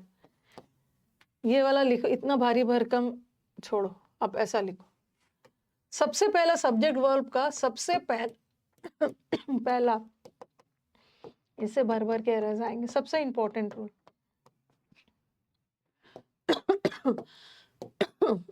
लिखो इसको। इंग्लिश में लिख रही हूँ, इंग्लिश है, इंग्लिश की क्लास है तो इंग्लिश में लिखूंगी, हिंदी में ट्रांसलेट कर दूंगी। हु रिलेटिव प्रोनाउन है, ही के लिए लगा है ना, कितना ज्यादा क्वेश्चन पूछ रहे हो ये रिलेटिव प्रोनाउन है। The boy who helped me, सब चीज यही पूछ लोगे। ये हु किसके लिए लगा, बॉय के लिए, बॉय नाउन है, नाउन के बदले लगने वाले वर्ड प्रोनाउन, इसको रिलेटिव प्रोनाउन बोल। रूल 1 लिखो ये वाला, make sure that the verb is,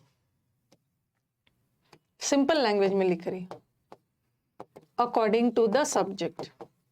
इसको हिंदी में लिख लो, और ये सिंपल इंग्लिश लिखा है ना, you have to make sure. You have to make sure मतलब आपको सुनिश्चित करना है कि वर्ब किसके अनुसार रहेगा, जो वर्ब है ना वो सब्जेक्ट के अनुसार रहेगा। वर्ब लगाते समय सब्जेक्ट को देखना, वर्ब लगाते समय ऑब्जेक्ट वगैरह मत देखना। Okay, you have to use according to the subject. Okay, make sure कि वर्ब सब्जेक्ट के अकॉर्डिंग रहना चाहिए, ना कि and not according to the qualifier. अब बोलोगे मैम ये क्वालिफायर कहाँ से वर्ड ले आए हो? क्वालिफायर को दूसरे शब्दों में हम सब्जेक्ट कॉम्प्लीमेंट बोलते हैं, सब्जेक्ट कॉम्प्लीमेंट।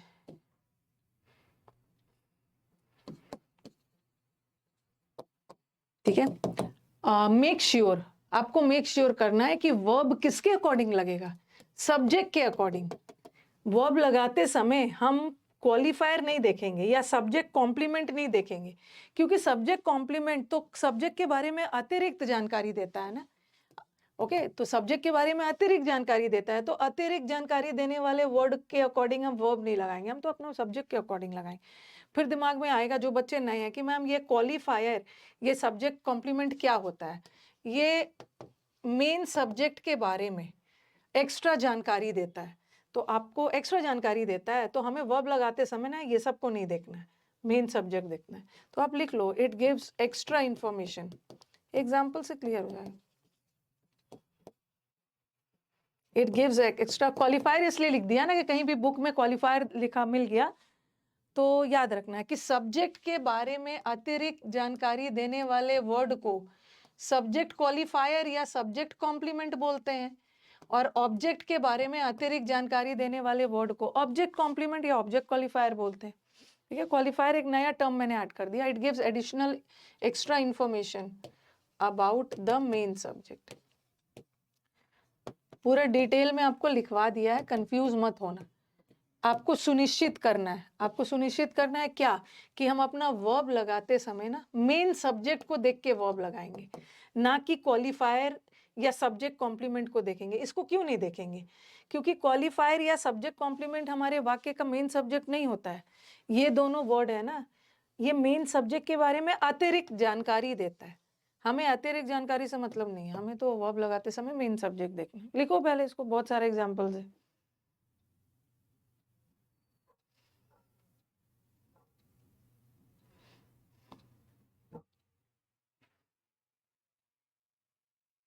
आपस में इधर मैं पढ़ा रही हूँ, आपस में वो अपना झगड़ रहे हैं, पता नहीं किस बात।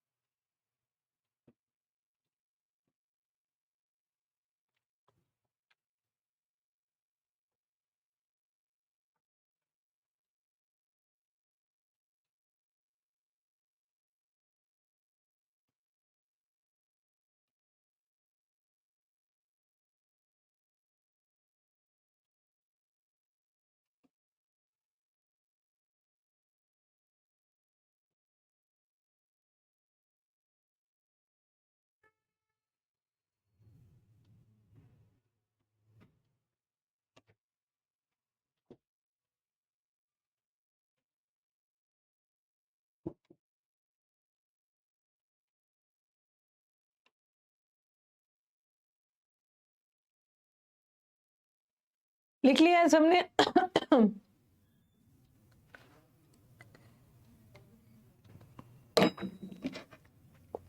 इस पे बेस बहुत सारा सेंटेंसेस करवाऊंगी। हाँ, सब्जेक्ट कॉम्प्लीमेंट नहीं देखेंगे हम, सिर्फ सब्जेक्ट देखेंगे। चलो क्वेश्चंस देखते हैं। द बॉक्स ऑफ नेस्लेस चॉकलेट्स, ये जो चॉकलेट्स का बॉक्स था ना, ये मिसिंग था। अब दिमाग में आपका आएगा कि मैम इतने सारे चॉकलेट्स है, इतने सारे चॉकलेट्स है तो आर लगा दे। कुछ बच्चों को लगेगा यहाँ भी एक बॉक्स है तो इज लगा दे। आखिर लगेगा क्या? सेंटेंस का थोड़ा सा सेंस देखो। क्या चीज गायब था? गायब क्या चीज था? मिस क्या चीज था? चॉकलेट्स मिसिंग नहीं थे, मिसिंग बॉक्स था। और दूसरी बात है, यहाँ पे ऑफ प्रेपोजिशन है, ठीक है। और प्रेपोजिशन के बाद ये वाला जो था ये ऑब्जेक्ट था। हमारा ऑब्जेक्ट सिंगुलर हो या प्लूरल हो हमें उसे मतलब नहीं है, हमारा मेन सब्जेक्ट तो ये है। मेन सब्जेक्ट बॉक्स है, एक ही बॉक्स है तो इज लगाना। एक तो ये ऑब्जेक्ट है, इसको ऑब्जेक्ट भी ले सकते हो, और दूसरा ये बॉक्स के बारे में अतिरिक्त जानकारी दे रहा है ना, ठीक है। किसका बॉक्स? चॉकलेट्स का बॉक्स, तो हमें तो मेन सब्जेक्ट इज है। अब यहाँ पे देखो, यहाँ पे चॉकलेट्स भी बहुत सारे हैं और बॉक्स भी बहुत सारा है, तब आर लगा देंगे, तब आर लग जाए। पहला दोनों सेंटेंस कॉपी करिए, तीसरा वाला और चौथा वाला एक साथ यहाँ पे लिखती है।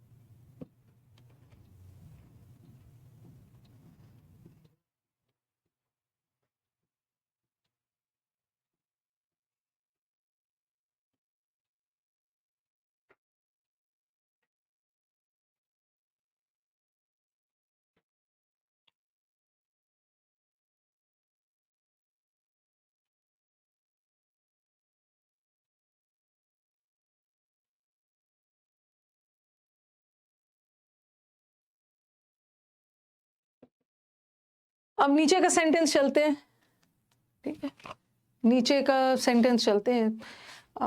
देखो यहाँ पे ना, अब आप सोचोगे कि मैम यहाँ पे तो एक रूम है, एक रूम है तो इज लगा देते हैं, एक रूम है तो और यहाँ पे बहुत सारे रूम्स है तो एक रूम है तो इज लगा देते हैं, और बहुत सारे रूम्स है तो आर लगाते हैं। बट दोनों जगह आंसर इज हुआ। आपने देखा मैंने यहाँ पे जो भी फेरबदल किया है, ये देखो ऑफ है, ऑफ प्रेपोजिशन है, और प्रेपोजिशन के बाद ये ऑब्जेक्ट, यहाँ भी ऑफ प्रेपोजिशन है, प्रेपोजिशन के बाद एक ऑब्जेक्ट है। मैंने जो भी फेरबदल किया है हमारे ऑब्जेक्ट में किया। यहाँ का ऑब्जेक्ट सिंगुलर था, यहाँ का ऑब्जेक्ट प्लूरल है। बट ऑब्जेक्ट सिंगुलर हो या प्लूरल हो, हमें तो मेन सब्जेक्ट अपना डेकोरेशन है ना, डेकोरेशन। चाहे वो एक रूम का डेकोरेशन हो, चाहे वो बहुत सारे रूम्स की सजावट हो, बट मेन सब्जेक्ट तो डेकोरेशन है।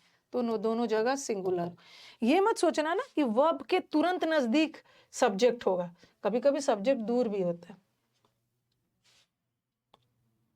भाई सब्जेक्ट के बारे में अतिरिक्त जानकारी दी जा रही है। सब्जेक्ट के, इसको ऐसे भी ले सकते हो, सब्जेक्ट के बारे में अतिरिक्त जानकारी देने वाला वर्ड सब्जेक्ट कॉम्प्लीमेंट भी हो सकता है, या अकेला देखा जाए तो ये रूम है, ये प्रेपोजिशन का ऑब्जेक्ट, इसमें में भी लिख सकते हो।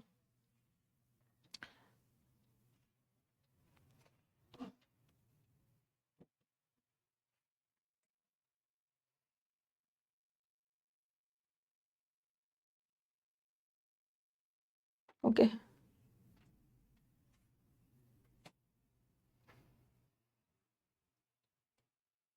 ये भी हो गया, ये वाला तो करवा दिया है यहाँ भी। अब the knowledge of to languages, आपको लगेगा अगर वाक्य ऐसा शुरू होता ना, टू लैंग्वेजेस से हमारा वाक्य शुरू होता, तो two languages are necessary. 2 languages necessary है, तब तो मैं आर लगाती, क्योंकि यहाँ लैंग्वेजेस की बात हो रही है। लेकिन यहाँ पे देखो बात लैंग्वेजेस की नहीं हो रही है। 2 भाषा जरूरी नहीं है, 2 भाषाओं का नॉलेज जरूरी है। तो इस सेंटेंस का मेन सब्जेक्ट नॉलेज, ठीक है, मेन सब्जेक्ट नॉलेज है। किसका नॉलेज? नॉलेज के बारे में ही एक्स्ट्रा जानकारी दी जा रही है, तो ये क्या हो गया? क्वालिफायर। सब्जेक्ट के बारे में अतिरिक्त जानकारी देने वाले वर्ड क्वालिफायर होते हैं, और हमें क्वालिफायर से थोड़ी मतलब है, हमारा मेन सब्जेक्ट तो नॉलेज। ऐसे भी देख सकते हो, या अकेला देखना हो तो इसको देखो प्रेपोजिशन, और ये प्रेपोजिशन का ऑब्जेक्ट है, और हमें ऑब्जेक्ट से नहीं मतलब, हमारा तो सब्जेक्ट नॉलेज। तो इस और ये वाला तो मैंने बता ही दिया। हिस वर्ब में एस लगा, नाउन में एस लगता है प्लूरल, बट वर्ब में एस लगता है सिंगुलर, और ये प्लूरल वर्ब। और बात हो रही है उसके एक्सपीरियंस की, एक्सपीरियंस सिंगुलर है तो वर्ब भी सिंगुलर। ये सब पे मत जाना, ये टू प्रेपोजिशन है, और प्रेपोजिशन के बाद जो बॉयज गर्ल्स है ना, ये इसका ऑब्जेक्ट है। ठीक है, प्लूरल है, बट हमें प्लूरल से मतलब नहीं है, हमारा तो experience mean subject. Gives him understanding. अभी बहुत सारे सेंटेंसेस इस पे करवाऊंगी, क्योंकि ये बहुत ज्यादा एग्जाम में आया है। इतना भी रॉकेट साइंस वाला चैप्टर नहीं है।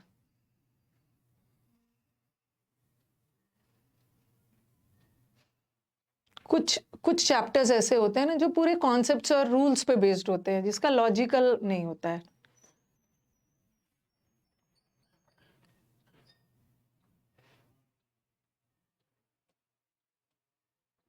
I as a teacher of English, मैं एक इंग्लिश टीचर के तौर पे आपको ग्रामर पढ़ा रही हूँ, तो as a teacher of English देखती हूँ, as a teacher of English, तो टीचर के लिए लगेगा as a teacher of English, तो मैं इज लगाऊंगी। लेकिन यहाँ पे मेन सब्जेक्ट क्या है? आई मेन सब्जेक्ट है। और देखो हर जगह ना प्रेपोजिशन नहीं आता है। अभी तक मैंने आपको जितना भी सेंटेंस करवाया, आपके लिए काम आसान हो गया। देख रहे हो, ये सब सेंटेंस में ना एक प्रेपोजिशन आ गया, तो प्रेपोजिशन के बाद तो ऑब्जेक्ट आता है। मेन सब्जेक्ट तो ये हो गया। अगेन प्रेपोजिशन आ गया, प्रेपोजिशन के बाद ऑब्जेक्ट आता है, मेन सब्जेक्ट ये हो गया। अगेन प्रेपोजिशन आ गया, प्रेपोजिशन के बाद ऑब्जेक्ट आता है, मेन सब्जेक्ट ये आ गया। लेकिन जरूरी नहीं है, प्रेपोजिशन आ गया तो आपका काम इजी हो जाता है, बट जरूरी नहीं है कि हर जगह सेंटेंस में प्रेपोजिशन आए ही। देखो ये वाला सेंटेंस में प्रेपोजिशन नहीं आया है ना, कोई प्रेपोजिशन मतलब बाद में आया है लेकिन यहाँ से आया। I as a teacher of English, मैं एक इंग्लिश टीचर के रूप में आपको ग्रामर पढ़ा रही हूँ, तो इस सेंटेंस का मेन सब्जेक्ट मैं हूँ, और मैं अपने बारे में अतिरिक्त जानकारी दे रही हूँ। मैं कौन हूँ? मैं टीचर ऑफ इंग्लिश हूँ, तो ये क्वालिफायर हो गया। और वर्ब लगाते समय हमें क्वालिफायर थोड़ी देखना, मेन सब्जेक्ट आई है, और आई के साथ इज नहीं, एम।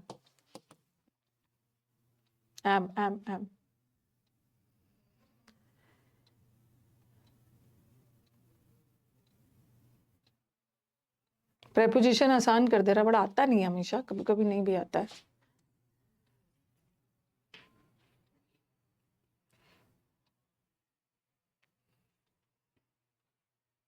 ऐसा आ गया, we the future of India is और are ready to work for the country. तो फ्यूचर ऑफ इंडिया देखते हो, फ्यूचर ऑफ इंडिया देखते हो तो इज लगेगा, बट बात वी की हो रही। हम जो कि इंडिया के फ्यूचर है, हम रेडी है काम करने के लिए, फ्यूचर ऑफ इंडिया रेडी नहीं है, हम are. This type of books, आपको लगेगा रे इतने सारे किताब है, किताब तो बहुत सारे हैं, बहुत सारे किताब तो है, बट बहुत सारे किताबों का एक टाइप। तो इस सेंटेंस का मेन सब्जेक्ट है दिस टाइप, ठीक है, और ये वाला तो ऑब्जेक्ट हो गया। एक ही टाइप का किताब है तो इज, और यहाँ पे किताब भी बहुत सारे हैं, दिस लगा दिया, और उसके प्रकार भी बहुत सारे, आर लगा दिया, आर।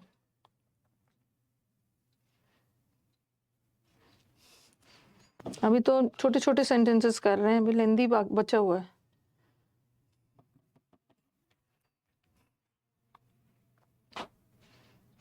कभी कभी ऐसा भी क्वेश्चन आता है,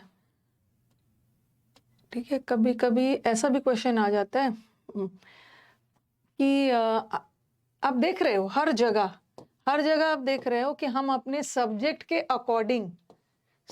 अकॉर्डिंग अपना वर्ब को बदल रहे हैं।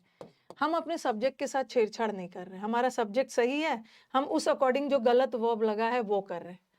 ठीक है, गलत वो वाला वर्ब कर रहे हैं। बट कभी कभी क्या होता है ना, कभी कभी क्या होता है कि क्वेश्चन ऐसा आ जाता है ना कि हमारी मजबूरी हो जाती है कभी कभी कि हमें अपना सब्जेक्ट भी बदलना पड़ता है। पहले तो मुझे इस सेंटर वो वाला मैं अलग से करवाऊंगी, पहले आप मुझे बताओ यहाँ पे क्या एरर है। कभी कभी हमारा वर्ब सही होता है, हमें सब्जेक्ट बदलना है, क्या एरर है इस सेंटेंस। ऐसे तरह के लोग ना कंट्री के लिए बड़ा हार्मफुल होते हैं, डेंजरस होते हैं।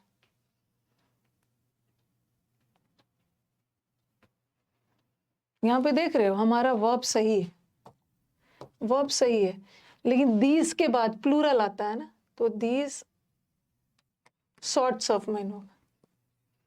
These sorts of man, sorts का मतलब होता है दिस टाइप, प्रकार।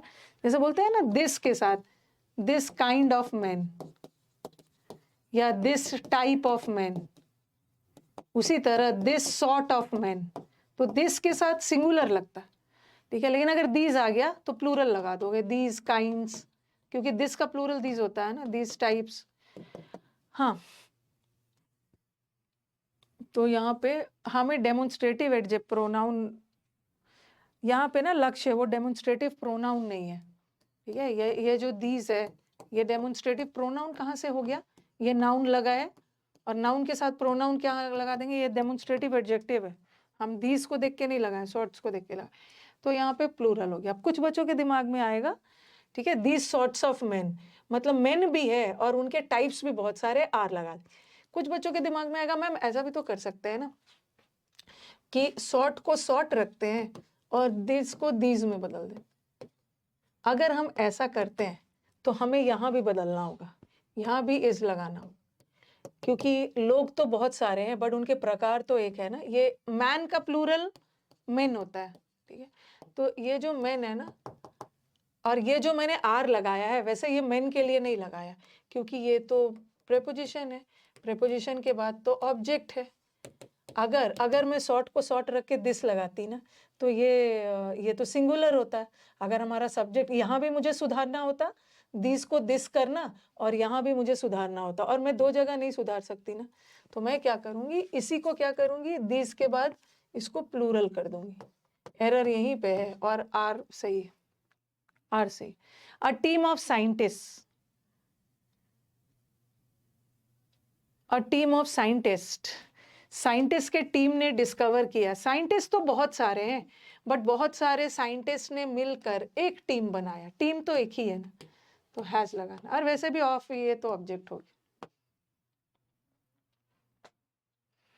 सॉर्ट का पार्ट ऑफ स्पीच क्या है बताइए, आप बताओ। दिस सॉर्ट ऑफ बुक्स क्या है, पार्ट ऑफ स्पीच। इसको हमने सब्जेक्ट माना है, और किसी भी वर्ड को सब्जेक्ट होने के लिए नाउन या प्रोनाउन, तो सॉर्ट का प्लूरल एस लगाकर बना रहे हैं ना, तो ये नाउन है। वैसे तो प्रोनाउन का भी प्लूरल बनता है बट प्रोनाउन का प्लूरल जनरली एस लगाकर नहीं बनाते हैं। जैसे ही का प्लूरल हीज थोड़ी बनाओगे, दे बनाओगे, नाउन है, नाउन। हाँ, टीम कलेक्टिव नाउन है, नाउन के बहुत सारे, एक टीम है, साइंटिस्ट तो बहुत सारे हैं बट टीम तो एक ही है। अगर ऐसा होता teams of scientist, teams of scientist, तो यहाँ पे क्या है, हैव होता ना। टीम्स भी बहुत सारे हैं और साइंटिस्ट भी बहुत सारे हैं, बहुत सारे साइंटिस्ट के बहुत सारे टीम्स, तब हैव लगा।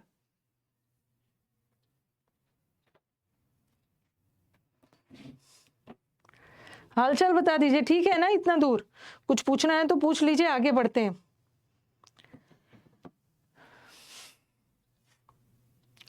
क्वेश्चन नंबर 9 दिखा दीजिए।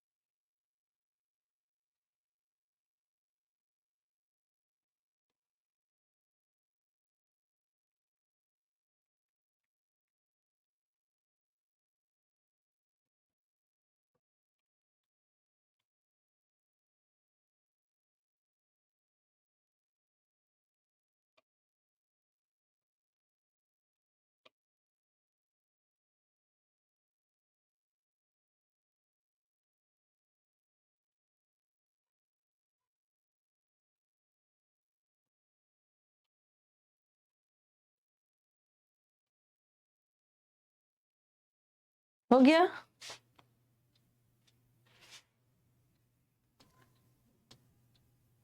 ये भी हो गया।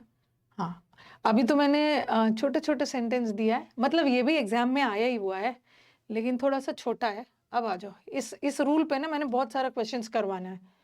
While the war of the generals rage on, यहाँ वाइल का मतलब सबसे पहले मुझे बताओ, ओके, सबसे पहले मुझे बताओ कि मैंने वाइल को क्या बताया था ना कि वाइल प्रेपोजिशन भी होता है और वाइल कंजंक्शन भी होता है। एक वाइल का मतलब होता है दौरान, खेलने के दौरान, वाइल प्लेइंग, टाइम बताता है। और एक वाइल का मतलब होता है जबकि, जबकि उसने कड़ी मेहनत की, बेचारा फेल हो गया, कॉन्ट्रास्ट में यूज होता है। तो यहाँ का वाइल क्या दिख रहा है? यहाँ का वाइल क्या दिख रहा है? दोनों होता है। ये जो रेज है ना, रेज, एक तो रेज का मतलब गुस्सा और एक रेज ऑन का मतलब होता है जंग का छिड़ना। तो ये जो वाइल है ना, देखो ये वॉर है, ये सब्जेक्ट है, और इसके साथ एक वर्ब आया है, ये रेज ऑन वर्ब है, ठीक है। सब्जेक्ट और वर्ब मिलके क्लॉज बनाता है, तो यहाँ का वाइल कंजंक्शन है, प्रेपोजिशन नहीं है, क्योंकि प्रेपोजिशन के बाद सब्जेक्ट नहीं आता, ऑब्जेक्ट आता है। तो हमारा एक वर्ब यहाँ पे और दूसरा वर्ब यहाँ पे। ये वर्ब किसके लिए लगा है? क्योंकि कंजंक्शन है तो दो सब्जेक्ट दो वर्ब आएगा ही। ये जो है वंडरफुल थिंग्स के लिए लगा है, थिंग्स। वंडरफुल तो एडजेक्टिव है, एडजेक्टिव के एडजेक्टिव तो सब्जेक्ट नहीं होता ना, सब्जेक्ट होने के लिए नाउन प्रोनाउन, तो ये नाउन है, उसके प्लूरल है, इसके लिए आर लगा है, तो यहाँ पे नाउन सही है। यहाँ पे गड़बड़ कहाँ पे? मतलब यहाँ पे हमारा वर्ब सही है। अब ये जो वर्ब है किसके लिए लगा है? जनरल्स, जो आर्मी के जनरल्स हो हैं वो लोग नहीं छिड़े हैं, छिड़ा तो युद्ध है, वॉर है। और ऐसे भी ये प्रेपोजिशन है, प्रेपोजिशन के बाद ऑब्जेक्ट आता है, ऑब्जेक्ट प्लूरल है, मेन सब्जेक्ट तो वॉर की हो रही, वॉर सिंगुलर है, तो वर्ब भी सिंगुलर लगाना है ना। वर्ब सिंगुलर तब होता है जब उसमें एस लगा, तो टू पार्ट में एरर है, सेकंड पार्ट में एरर।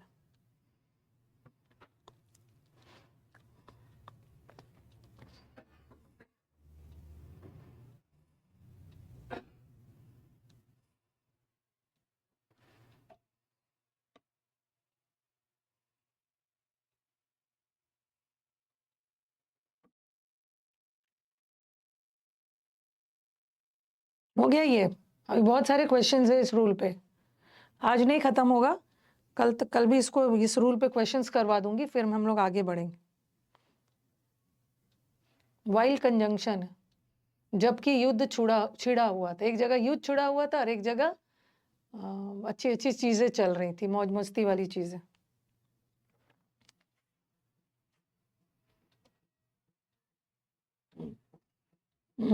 ये तो मैं अलग से करवाऊंगी, इसमें तो कल करवाऊंगी, इसमें बहुत ज्यादा टाइम देना है। हाँ, सेकंड वाला पहले देख लो, सेकंड वाला क्वेश्चन देख लो। अब ये वो वाला ना फ्रैक्शन वाले में टाइम लगेगा, इसलिए मैं इसको बाद में कराऊंगी।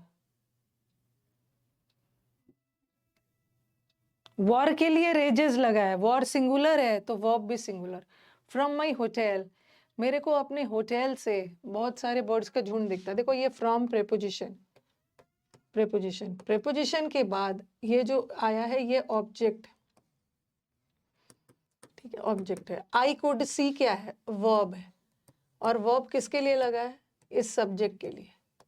तो कहने का मतलब है कि ये जो वर्ब लगा है, मैं देख रहा था ना, तो मैं सब्जेक्ट हूं और देखना वर्ब है, और ये जो होटल है ये प्रेपोजिशन के बाद आया ऑब्जेक्ट, ये हमारा कंजंक्शन है। कंजंक्शन के बाद अगेन ये सब्जेक्ट, किसका? फ्लॉक का मतलब है झुंड, और ये ऑफ प्रेपोजिशन है, प्रेपोजिशन के बाद ये ऑब्जेक्ट, ऑब्जेक्ट है। अब यहाँ पे हमारा वर्ब बताओ, ये वर्ब गलत है। आपको लगेगा इतने सारे बर्ड्स है तो वर लगा देते हैं, लेकिन बर्ड सेंटेंस का मेन सब्जेक्ट नहीं है, कंजंक्शन के बाद एक नया सब्जेक्ट शुरू होता है ना, ये प्रेपोजिशन है, ये तो प्रेपोजिशन का ऑब्जेक्ट है। वर्ब लगाते समय हमें सब्जेक्ट देखना। बर्ड्स तो बहुत सारे थे, बट बहुत सारे बर्ड्स का एक झुंड, जैसे बहुत सारे साइंटिस्ट का टीम होता है, स्टूडेंट्स का ग्रुप होता है, तो फ्लॉक है, तो यहाँ पे वॉज लगाओ, सिंगुलर लगाओगे, ये singular, was flying. Flock means subject. Sentence लेंदी लेंदी आएगा।